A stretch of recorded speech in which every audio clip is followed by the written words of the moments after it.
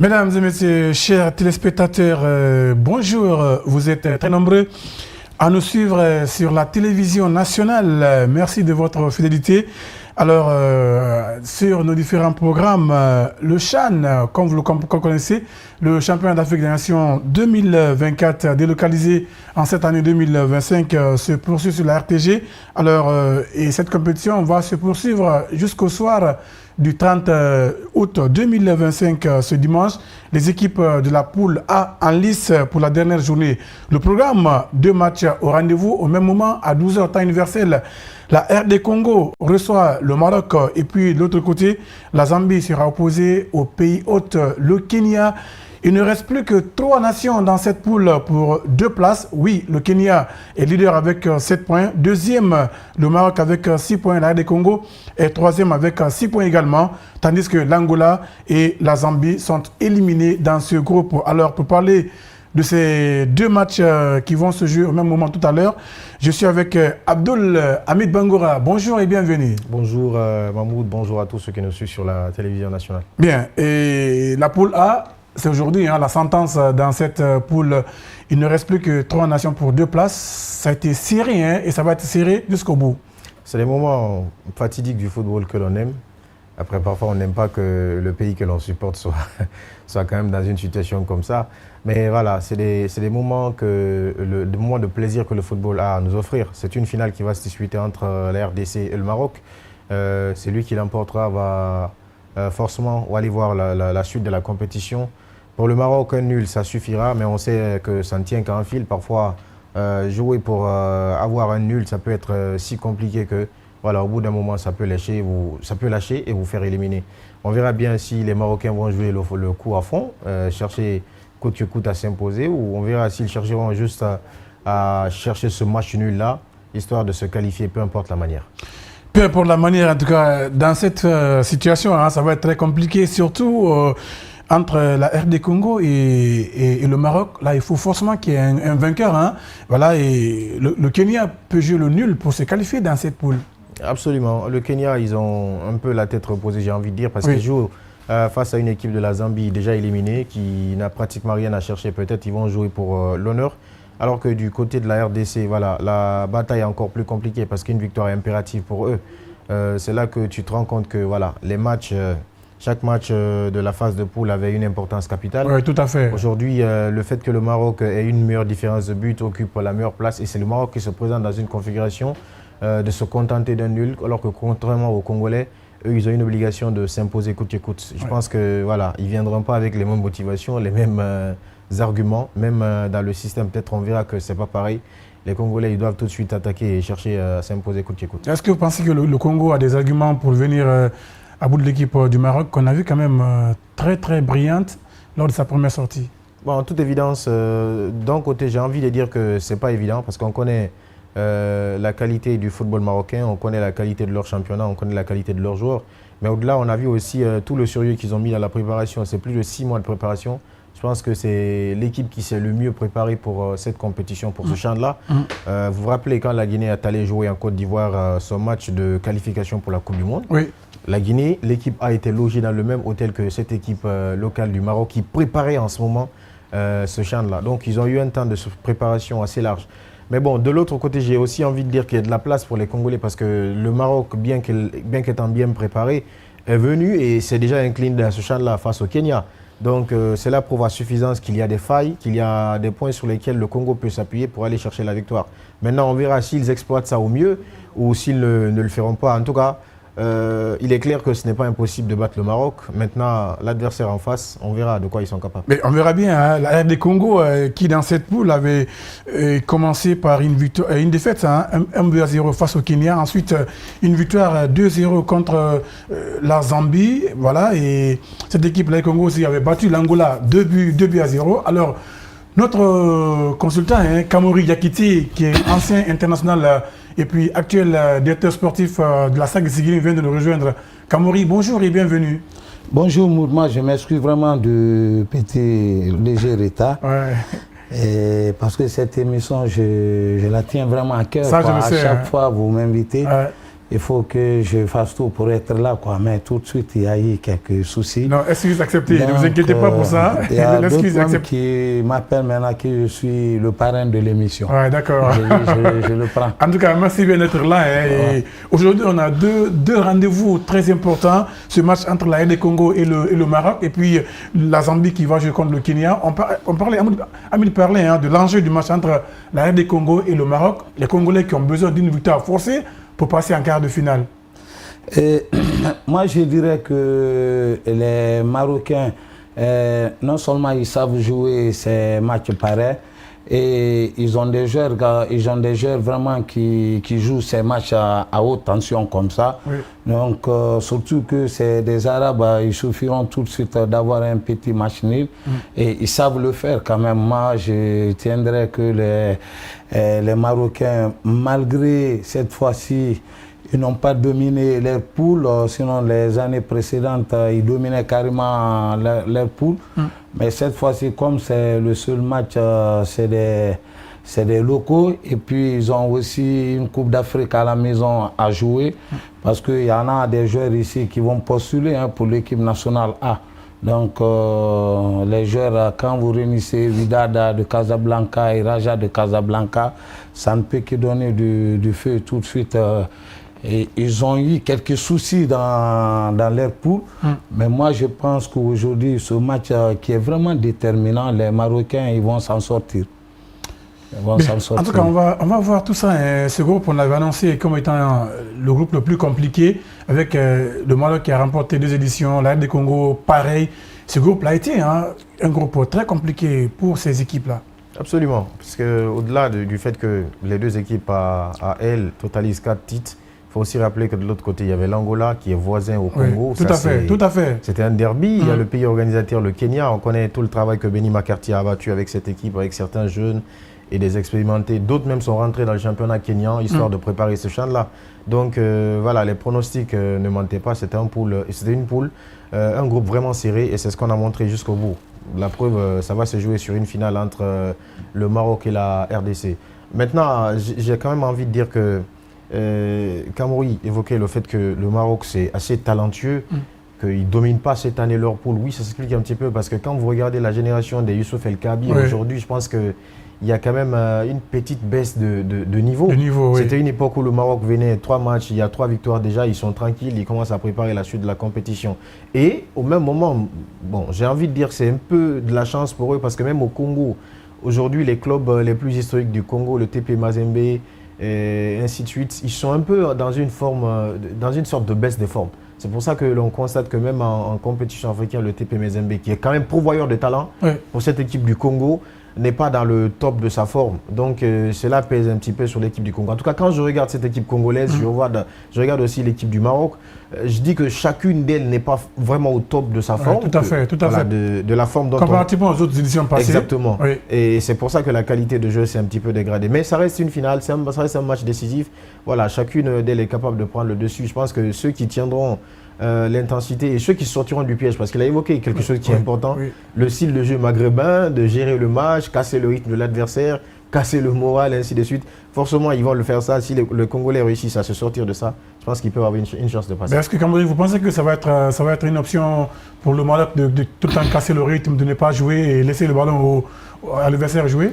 Ils le feront obligatoirement, même si nous, on ne l'évoque pas ici. Ils le feront parce qu'ils sont habitués à le faire. Depuis à bas âge, ils apprennent déjà comment rentrer dans la surface de réparation, faire ce petit crochet sur lui-même et puis tomber et mettre l'arbitre dans de mauvaises situations. Mais qu'à cela ne tienne, aujourd'hui, moi, je dirais, il y a 2 choses qu'il faut évoquer là, quoi. Je pense que la CAF ou quoi, il va mettre l'un des meilleurs arbitres aujourd'hui, quoi.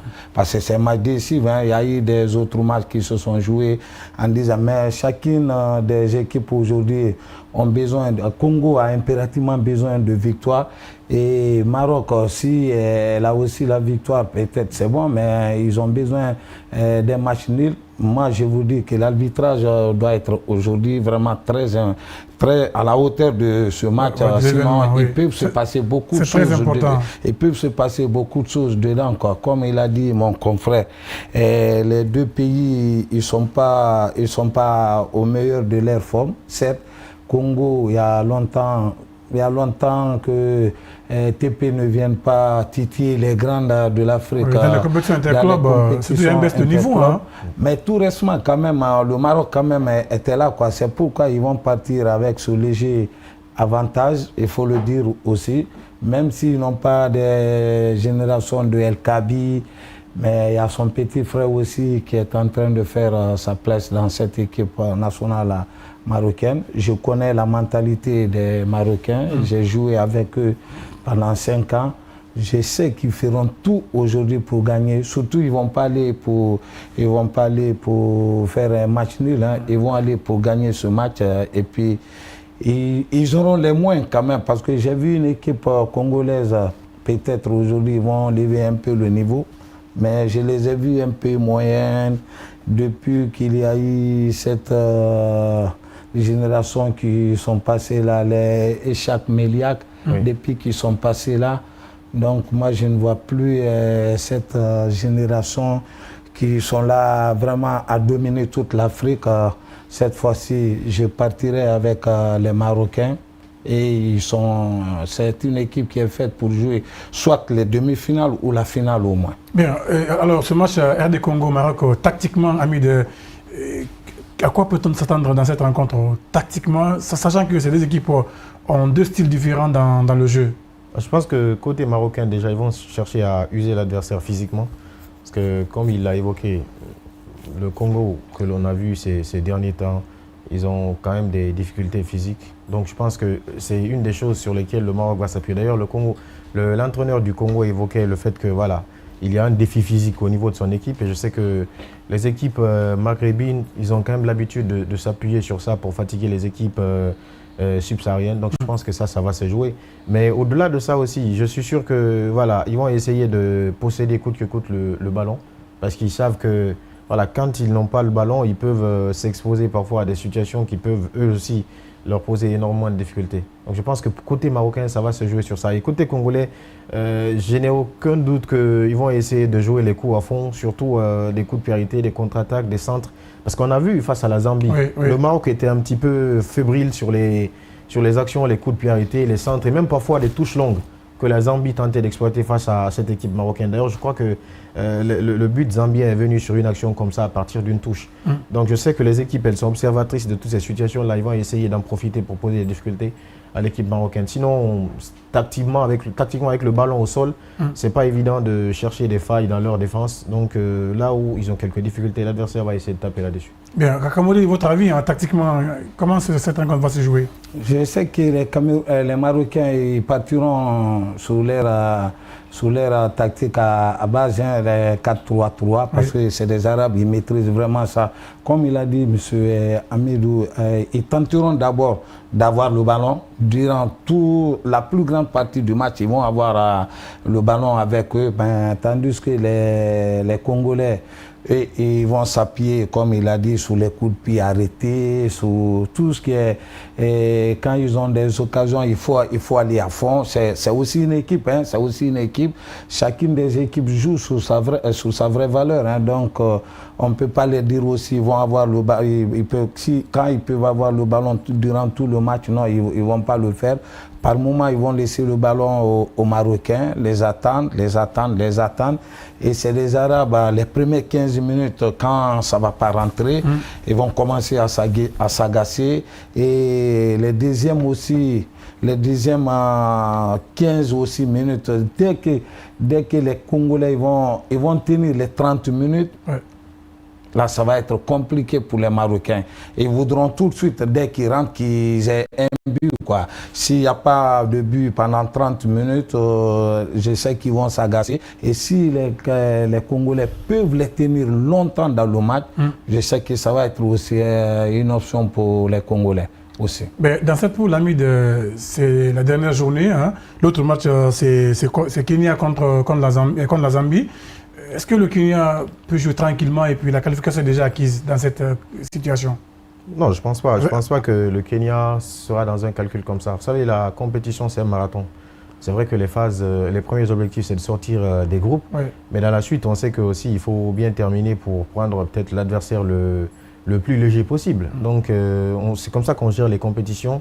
Aussitôt une phase terminée, on passe tout de suite à la phase qui arrive. Donc, je pense qu'ils vont aussi jouer pour chercher à avoir la première place et avoir un adversaire plus abordable pour la suite de la compétition. Les Kenyans, ils savent le fait d'être à domicile, c'est un avantage. Donc aujourd'hui, le public va encore les pousser. Ils ont des arguments. Ça va être encore plus simple face à une équipe zambienne déjà éliminée qui a peu de choses à rechercher dans ce match aujourd'hui, sinon qu'une question d'honneur, quand même une question de finir avec un petit point comme la Centrafrique l'a fait hier. Donc, mais je suis sûr que voilà, même si l'entraîneur quelque part peut reposer quelques cadres, il laissera quand même un certain noyau pour essayer de ne pas s'incliner. Parce que à la fois, c'est bon de calculer la suite de la compétition en termes d'adversaire, mais c'est aussi bien de ne pas perdre surtout. Oui. Parce qu'une défaite, parfois, ça peut déstabiliser l'équipe. Hein. Exactement, oui, ça peut s'aimer le doute au sein de l'équipe et pour la suite de la compétition, ce n'est pas bien. Bien. En tout cas, on a vu une équipe qui est quand même du Kenya très courageuse, hein, qui a joué 2 fois, je crois, à 10 contre 11, mais une équipe très, très costaud surtout derrière.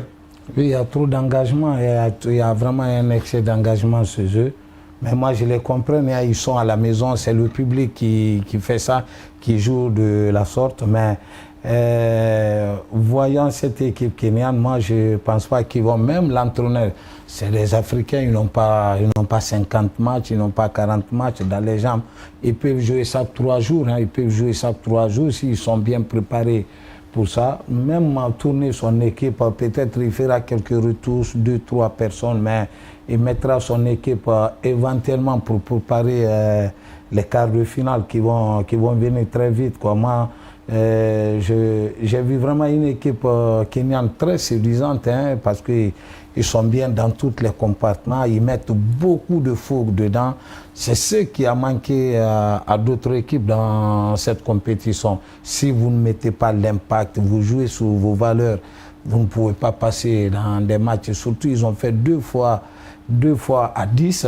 Donc, moi, je les ai tirés vraiment mon chapeau. Bien, dans cette bataille à 3, amis de Kenya, Maroc et de Congo, vous voyez quelle équipe ne pas pouvoir passer et se limiter à ce stade de la compétition? Bon, je pense que pour le Kenya encore, c'est plus simple. Donc, je pense que le Kenya va passer. D'accord. Et pour la suite, je mettrai plutôt un jeton sur le Maroc. Parce que comme il l'a évoqué tout à l'heure, le doyen, le Congo ne m'a pas très séduit en termes de qualité technique dans le jeu, de précision dans ce qu'ils font. Et puis physiquement aussi, ça c'est évident. Parfois, ils s'usent. Et contre des pays comme le Maroc, ça peut payer cash. Donc je vois plutôt le Kenya et le Maroc passer. Kenya, Maroc, Cameroun, c'est votre avis? Ben, vous avez... Kenya, Maroc passer aussi. Passer aussi, oui. D'accord. En tout cas, on verra tout ça tout à l'heure. Hein. Dans cette poule, le dénouement, c'est aux environs de 14h. Hein. On sera situé sur qui va se qualifier pour les quarts de finale de cette compétition.